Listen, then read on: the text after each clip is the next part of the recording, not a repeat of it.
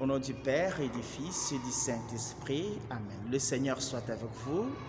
Mes frères, mes sœurs, nous célébrons ce dimanche ici en République démocratique du Congo et bien dans quelques autres régions la solennité de l'ascension de notre Seigneur Jésus-Christ. Les textes qui nous sont proposés en méditation en cette solennité nous invitent au témoignage des vies. Dans la première lecture tirée du livre des Actes des Apôtres, chapitre 1, versets 1 à 11, puis dans l'évangile tiré de Marc 16, 15 à 20, il s'agit de l'événement même de la montée de Jésus au ciel, l'ascension.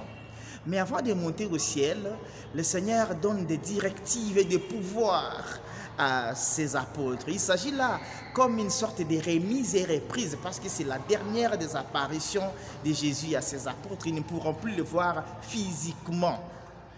Jésus nous demande, nous pouvons résumer à deux choses. Premièrement, il nous donne le pouvoir, un grand pouvoir que lui-même a. Le pouvoir d'annoncer, le pouvoir de chasser les démons, le pouvoir de faire le bien, le pouvoir de convertir le monde. Mais nous vivons comme dans une sorte de paternalisme outré. Nous nions un peu ces pouvoirs, nous n'en sommes pas conscients. Baptisés et revêtus le Christ, prêtre, roi et prophète, nous sommes beaucoup, nous avons un grand pouvoir sur les démons, sur les diables, le pouvoir d'être évangélisateur. L'évangile, annoncer l'évangile n'est pas l'apanage d'une portion de personnes, c'est tout le monde, c'est tout chrétien qui peut le faire. Eh bien, que le Seigneur nous rende conscients de ses pouvoirs. Que le Seigneur nous aide aussi à ne pas rêver le ciel. Deuxièmement, c'est ce qu'il faudra retenir, ne pas rêver le ciel. Parce que les hommes vêtus en blanc interpellent les apôtres. Pourquoi rester rêvant le ciel? Souvent, c'est ce que nous faisons, cet attentisme, que le ciel nous donne tout. Alors, au nom de l'évangile, on ne sait plus travailler. Au nom de la foi, on ne sait plus être actif dans la vie sociale, pratique. Il faut associer contemplation et action. Il faut associer la prière et le travail. Il faut associer la foi et la vie pratique.